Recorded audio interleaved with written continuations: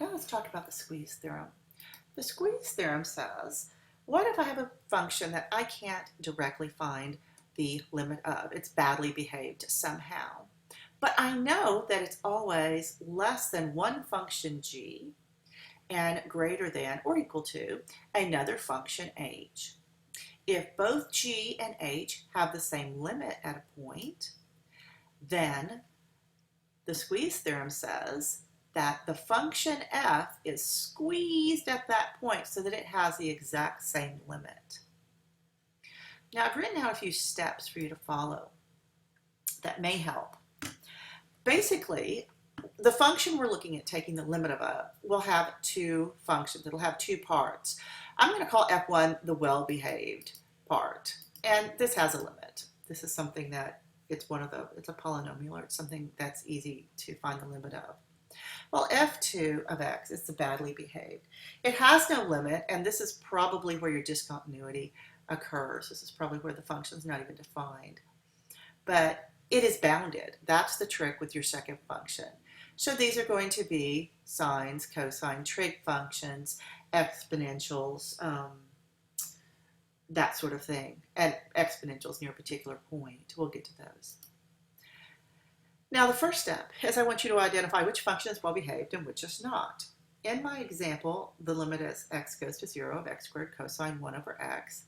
It's very clear that the well-behaved function here is the x squared function, and the badly behaved function is cosine 1 over x. Hint, it's usually going to have something funky like this in there, the 1 over x. So the second step is write the limit of the well-behaved function, including a positive or negative, and positive and negative or left and right limit, depending upon what you need.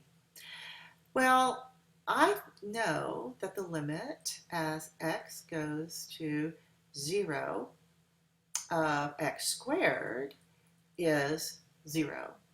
I also know the limit as x goes to 0 of negative x squared is 0.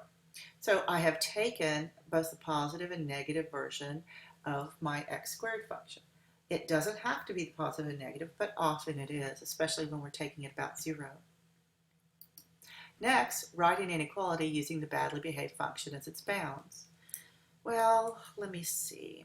I know that the cosine of y is bounded by 1 and negative 1. Now let me let y equal 1 over x. So that tells me negative 1 is less than or equal to cosine of 1 over x, less than or equal to 1. Now you want to manipulate your inequality so your original function is bounded on the left and right by known functions that have the same limit. So negative 1 is less than or equal to cosine 1 over x, less than or equal to 1. Now, I know x squared is always positive, so I can multiply through. So negative x squared is less than or equal to x squared cosine 1 over x, less than or equal to 1. Lo and behold, this is my function f that I'm trying to find the limit of. Oh, y'all, that's an x squared.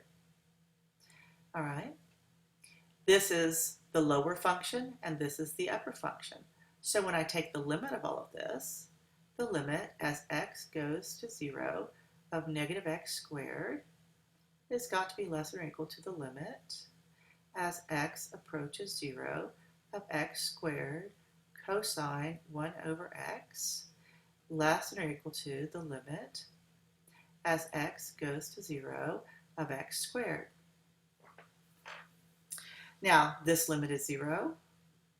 This is less than or equal to the limit as x goes to 0 of x squared cosine 1 over x. And this limit right here is 0. Therefore, by the squeeze theorem,